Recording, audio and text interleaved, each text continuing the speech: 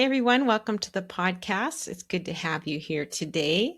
And today I want to talk about the stress that comes from having too much on our plate.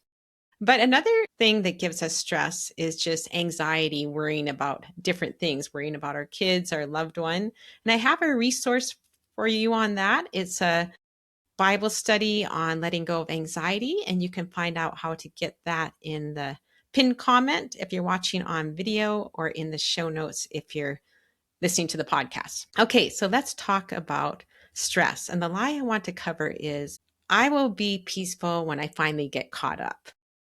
Okay, and the truth is, I will never get caught up, number one. And number two, peace comes from walking with God. It doesn't come from getting caught up.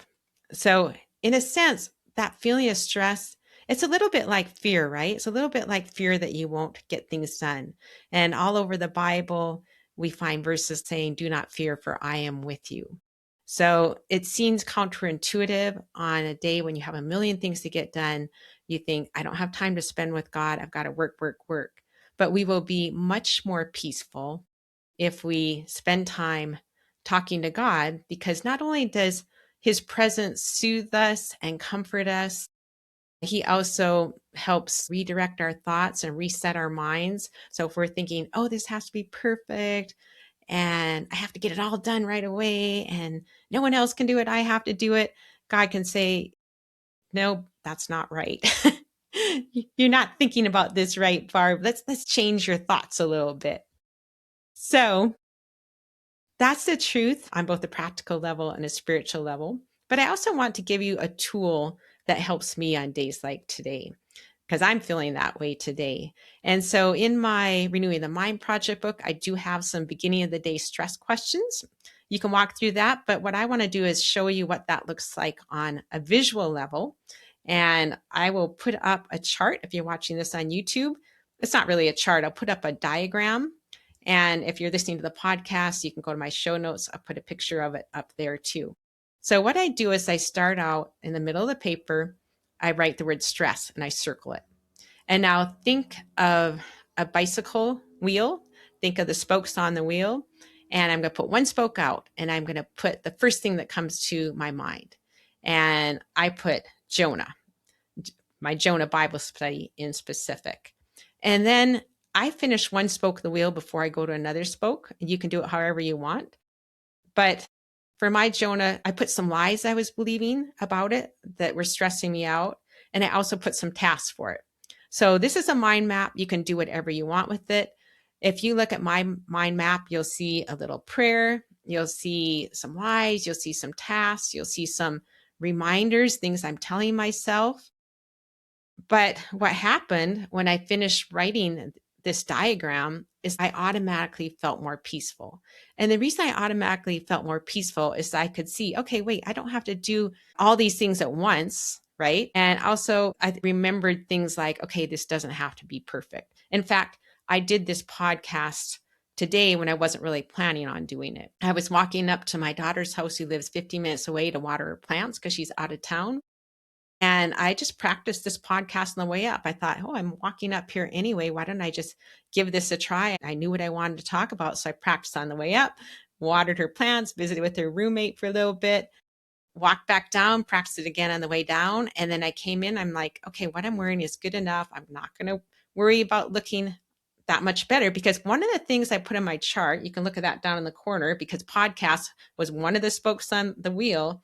I put, this does not need to be perfect. Just do good enough, Barb, or you will not have time to create bigger resources like the Jonah Bible study. So my inclination with writing is just to try and make things way harder than they need to be by being too much of a perfectionist. And if I do that, I won't have time to spend time with my grandkids, help out with them, and do things that rejuvenate me, have fun things with my husband, and also be able to create bigger resources like my Jonah Bible study or classes.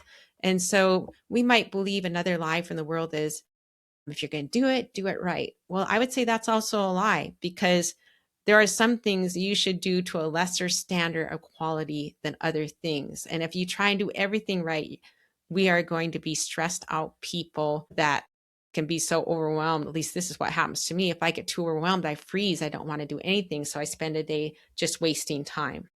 So I also put on my little diagram dinner tonight. And then I just wrote down some tasks for dinner because we're going to have family over for dinner tonight. And then I put down a reunion, a gathering we're going to have later on in the summer. And then I also put upstairs for just a small little project I'm doing on recovering the paint in a small area. But if you look at all those things, Jonah, podcast, dinner tonight, reunion, and the project upstairs, all of those things excite me. I'm really looking forward to all the people who are coming. I love doing this podcast and videos. I love working on the Jonah Bible study. So a lot of times stress is caused by doing things we love, right? But a lot of times, 90% of the problem of stress is things we're believing, like this has to be perfect. I have to do it right away. I have to make sure it turns out well. So things like that can cause 90% of the stress. And the actual work itself, a lot of times, is only 10% of the stress. So not always. Sometimes there's certain things going on in our lives that are so big, they're going to be stressful regardless. But we can take away a lot of that stress just by renewing our mind, which kind of goes back to my suggestion at the beginning. Spend time during the day with God. So some of these little lies I wrote down on my chart, I can go to God at lunch and I can look at one of those lies and I could truth journal it.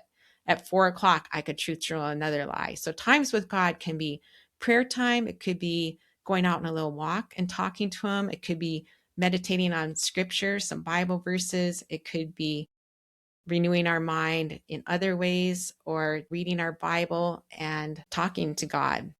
So visiting with him throughout the day is very helpful. So I want to leave you with one Bible verse, John 14:27. And this is Jesus talking. Peace I leave with you, my peace I give you. I do not give to you as the world gives.